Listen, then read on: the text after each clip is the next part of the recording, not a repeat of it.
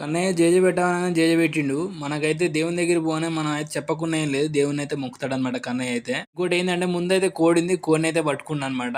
కోళ్ళని అయితే బాగా చూస్తాడు. ఇట్లాంటి జంతువుల దగ్గర అయితే బాగా పోతాడనమాట. మీరు అనుకోవచ్చు ఇది ఎక్కడ చెప్తురని ఏ దేవుడు అని అనుకోవచ్చు. ఎక్కడంటే నిమ్మికల్ దండుమైసమ్మ అందరికి తెలుసు. ఎక్కువ మనకి సూర్యాపేట దగ్గర ఉన్న డిస్టిక్ కింద ఉన్న అందరూ అయితే ఇక్కడికి అయితే పక్కా ప్రతి ఒక్కరు అయితే వస్తారు. వాళ్ళందరికీ ఈ ఏరియా తెలిసే ఉంటుంది మ్యాక్స్. ఇంకోటి ఏంటంటే ఈ దేవుని దగ్గర అయితే ప్రతి ఒక్క దగ్గర మనం ఏ కోరిక అయితే కోరుకుంటాం ఆ కోరిక అయితే పక్కా తీరుతుంది అనమాట.